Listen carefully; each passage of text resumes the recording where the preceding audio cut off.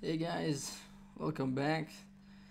We're back to the good old classical chess, and today we play against Mr. NelsonGB from Peru, I believe. Yeah. So we have the open Sicilian today. Knight takes d4, knight c3, probably a6, g6. Well, dragon variation it is. What should we play against the dragon? So basically against the dragon there is always two approaches, and actually in a way you can say that you have two approaches against all Sicilians in general, whether you play bishop out and castle short, or you try to develop aggressively with bishop e3, queen d2, long castling and so on. And usually playing with long castling is always considered to be slightly more aggressive, slightly more principled, while the bishop e2 short castle stuff are considered to be obviously slightly safer. Let's go bishop e3 at this point and go for the classical setup of f3, the so-called Yugoslav attack. You see that white is having a very nice formation of pawns. Knight c6, okay. So here are a bit of a choice. Bishop c4 I think is the main move in order to prevent d5, some counterplay in the center. And I can also play long castle immediately. And I can even consider a sideline. Okay, not really a sideline, just a more rare line, which is g4 immediately. Let's try this. I didn't play this move that often. So the idea of this move is to be able to play g5 whenever he plays d5. So that's, in a way, the g4 move is a prophylactic move. He cannot play g5, he cannot play d5, which means that he needs to figure a way to develop his remaining pieces without opening up the center. Even one option is to sacrifice on g4, which is a very sharp line. He decided to play a6, which I must say I think it's not a good move. It's too slow. Let's castle long. So as you can see, white is pretty much ready with all of those advances. So he takes on g4 right now, but I don't think it's... But the move a6 I think is just not very useful in this position as regarding to long castle, which is obviously a very useful move for white. That's a move I would play anyways. But there are some traps to be avoided. For example, after I take on g4 and he takes, if I move my bishop backward, you will have bishop h6, skewering my queen and bishop. That definitely should be avoided, but I think I should take on g4 anyways. So now he's threatening to take on e3, followed by knight takes d4. I think I'm forced to move my knight. Let's go knight b3. It's a solid move. So now there is no pressure against my knight. Okay, so he took it. So obviously I need to be very careful about this kind of ideas, but at the moment I don't see exactly how can he support the bishop h6 move. So I'm feeling pretty safe here, I must say. Black is sacrificed a piece for 2 pawns. He obviously has some compensation. The bishop on g7 is very strong. The rook on c8 is very active, but I don't have any particular weaknesses. I feel like objectively white should be better here. I can start even my own attack with a move like h4. Or I can consider playing a prophylactic move like king b1, just getting my king out of the c file, out of this diagonal potentially, just keeping things safe. Yeah, let's go king b1. I feel like in any position this move would be very useful. Knight e5, okay. So he wants to go with his knight to some more active squares. I'm not bothered by knight c4, then it just I think it just helps me to exchange pieces. Maybe knight g4 is slightly more annoying for me. He's playing very quickly, which I think he's doing wrong because he's playing moves which are not obvious. So knight g4 is actually an idea, and then he can take on c3, doubling my pawns. I don't believe it so much. Let's just go h4, playing for some counterplay. In some position, he also might consider sacrificing the exchange at rook takes c3. It's a typical Sicilian idea, like we've seen in previous video of mine. Even though here I can take with the queen, not with the pawn, not to damage my pawn structure, so I don't think it's really sound. Okay, h5, so he's blocking my attack. Now I cannot advance with h5.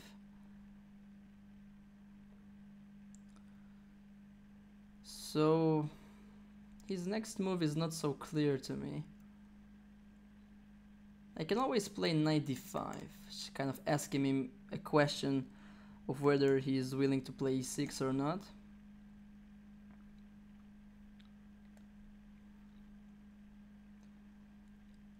Or I can also kind of make a waiting move like bishop e2, trying to control these two squares. Kind of see what happens.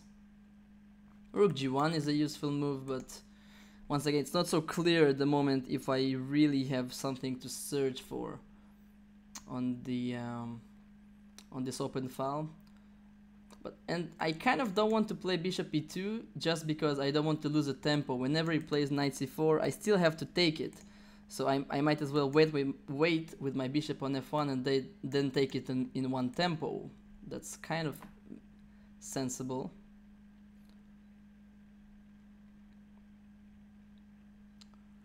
Yeah, a little bit of a choice there for me. Let's go knight d5.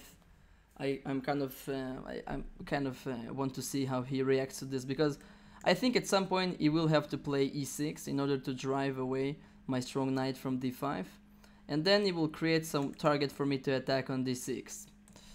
So at the very least he needs to make up his mind, kind of whether he is willing to suffer this knight on d5, which is a very strong piece, or whether he wants to play e6 and weaken his structure a bit. That's a kind of a tough choice usually for a chess player, and it's always a good idea to give your opponent a tough choice to make. So for the first time in this game he is kind of taking his time to think. Until now he played on a kind of on a blitzkrieg speed. So yeah, e6, yeah, probably very logical. I don't really want to go back on c3 because it seems to me like quite a passive square. Knight b6 looks active, but he will just have rook c6 to drive me away. So I think f4 is kind of the only option left.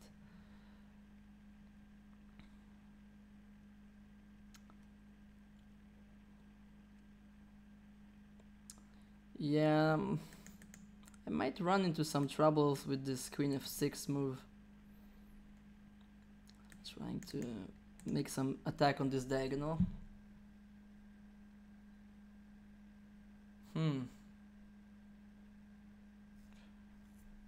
Interesting. So knight f4 is sensible because I want to play knight d3 at some point.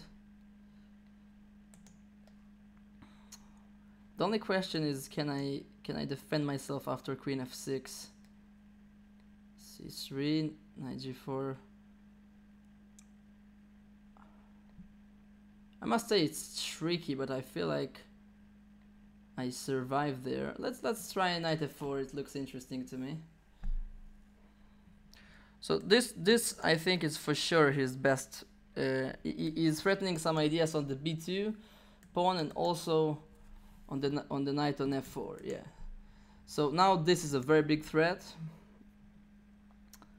So I think I have to block the diagonal, the move c3 or knight d4 in fact. But c3 is kind of the more natural way to do so.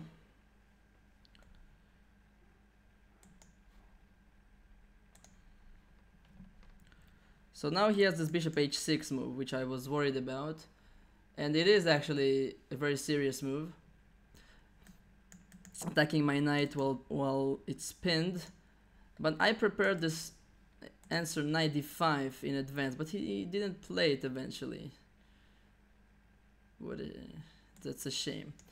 Bishop e2 now seems like a very natural move to me. I want to be able to put my rooks on the f1 square if needed, and also I kind of create an idea to sacrifice on h5.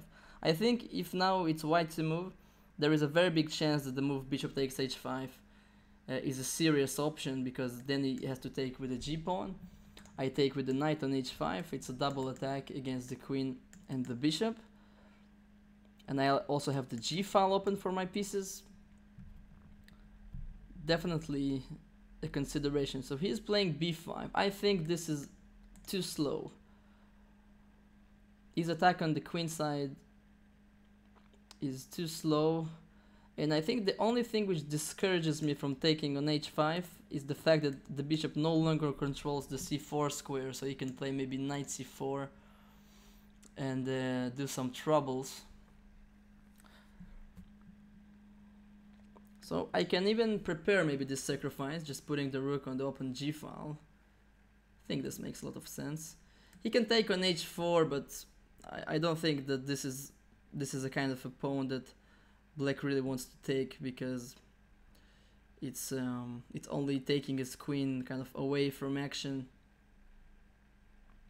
and opening up some more lines for me to attack. b4, yeah, this is very sensible. Obviously he wants to open up some lines against my king as well.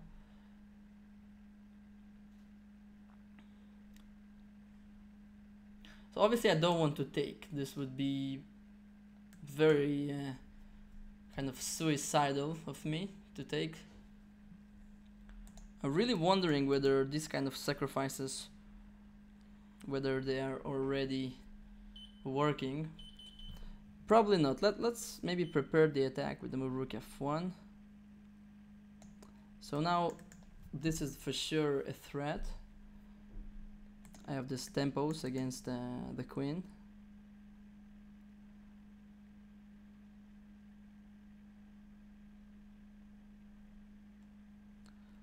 Let's see how he reacts to that.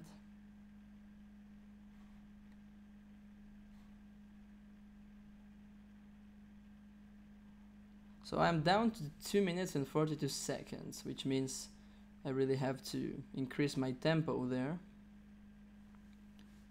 So actually he can take on c3, followed by c2 check. But I think I might be just fine in this case. The pawn on c2 might seem scary, but I can just play king a1. And the thing is, when I take on h5, it's tempo not against his queen, but also against his bishop. And if I manage to destroy this bishop on g7, I think his attack on my king will be that much less significant. Okay, queen takes h4. I'm a bit surprised by this because, as I've mentioned, this pawn is not so significant, but he had to step out of this f file. So I'm going low on time. I have to start making decisions a bit more intuitively. So now that the queen is not on f6, pawn takes pawn is an option, because there are no more danger on this diagonal.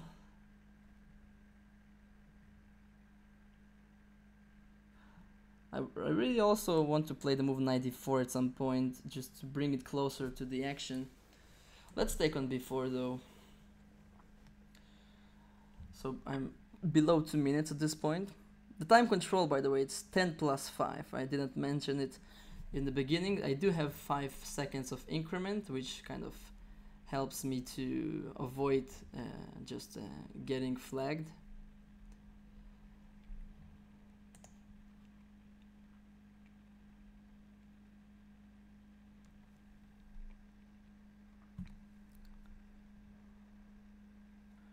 So it's a very sharp position basically. I think the next couple of moves are going to be very critical to the evaluation of this position. So I have to take this knight. He will take back. And I will have to decide whether to protect this pawn on b4 or continue with my attack. Basically all of my pieces are kind of ready for the attack. So all kinds of sacrifices definitely come to mind, but this queen in h4 is actually a bit annoying because she always has this if I, for example, sacrifice and he takes, I take on g6, you always have queen takes e4, forcing me to exchange queens, which I really don't want to do.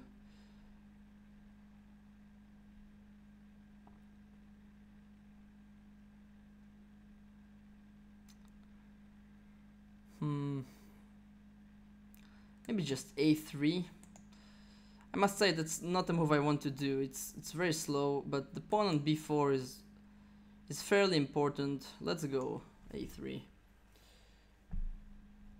Normally, I think in such sharp position to play such a slow move would not be an ideal move, but it does have some benefits. I do create a square for my king to escape in some cases when this king might be under attack,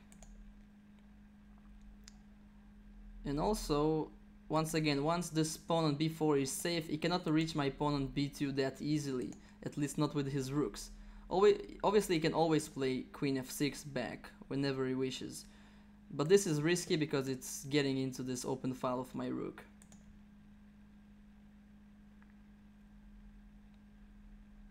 I think his move should be something like rook c8. His rook on d8 is really not doing anything at this point. His move is d5, which I don't like so much, I have to say.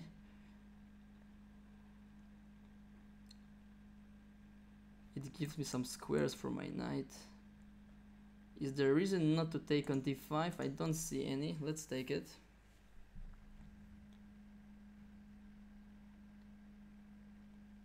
Once again, now actually we see the usefulness of the move a3. Now this diagonal is being slightly compromised, but the fact that I can always play king a2 gives me some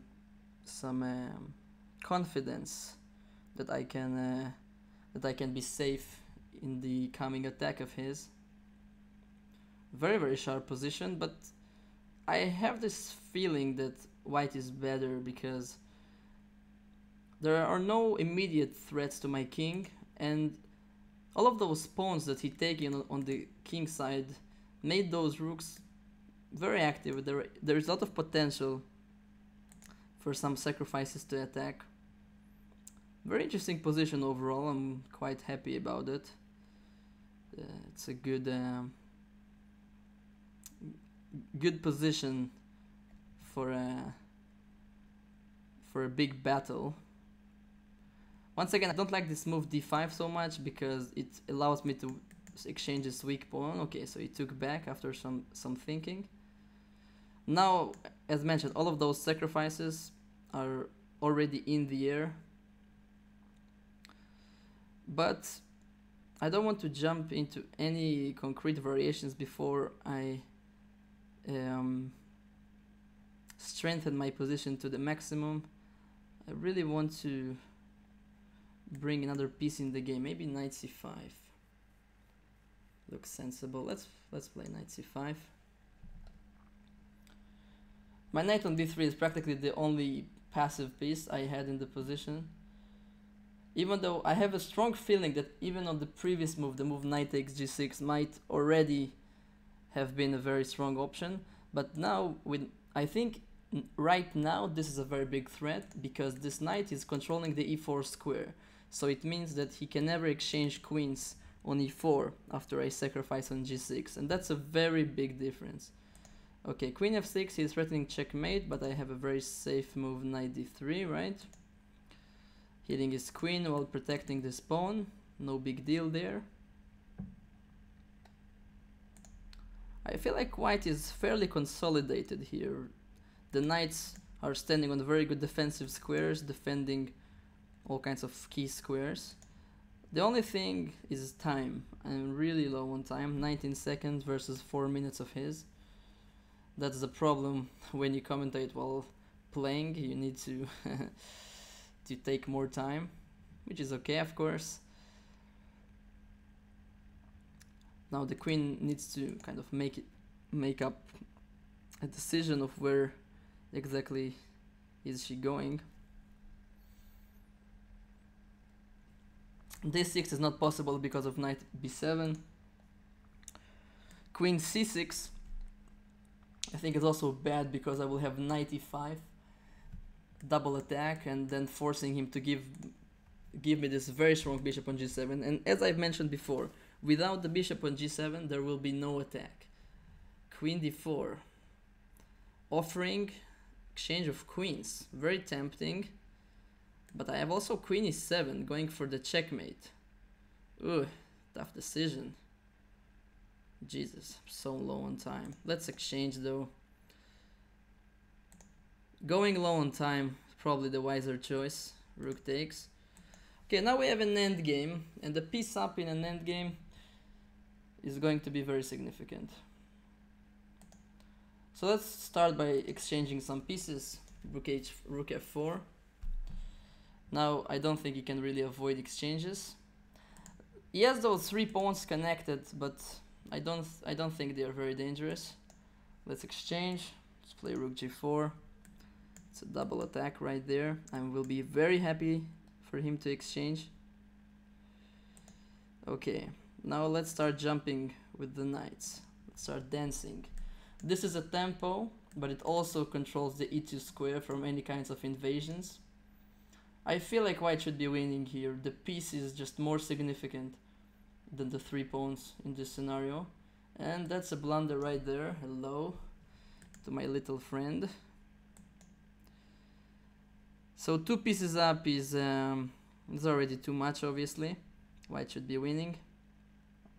But let's try to be precise.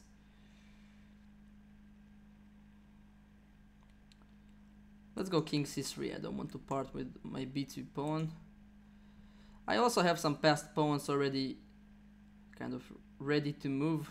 Let's take on a6 and start thinking about pushing this guy. Tactics. I have this little tactic there, but let's not get too crazy.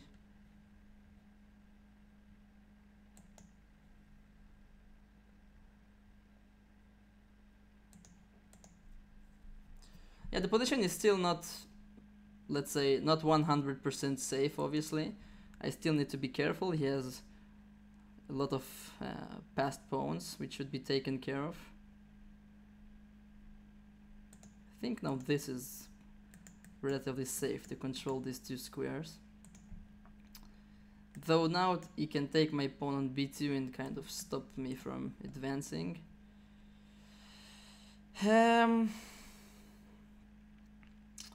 Okay, let's centralize this knight.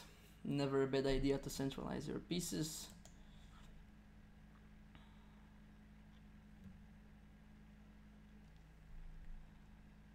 Can I play knight f1? I think I can. Let's do that.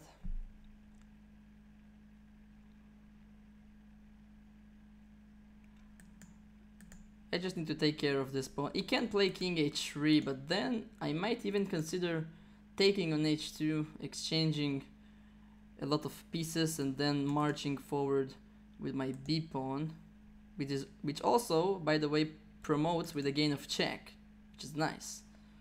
I think I'll do that. So take, b5, g4. Yeah, this works. Great. This is a check, and this is not a check. That's the difference. b6, g3, b7. Yeah, it works for me. I don't even need to rush my pawn to protect. Check. So he continues playing, but yeah, this is going to be very easy now. Yeah, he resigns. Yeah, interesting game, definitely. Let's take a quick look at it.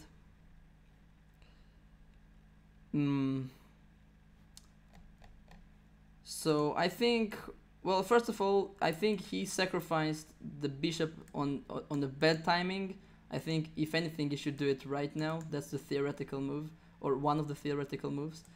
Here you see that even the engine is not too impressed by this sacrifice. He's just saying that I'm having almost a +2 advantage. So next critical point in this game, in my view, yeah, I played knight d5 and the computer really don't like that move. But let's see why exactly. So he says knight g4 followed by queen b6 was strong here. It's not really very forced variation. The move he did queen f6 I think was very natural. Yeah, and now that's interesting. I've seen this bishop h6 move like I've mentioned. And now what did I plan to play? Knight d5.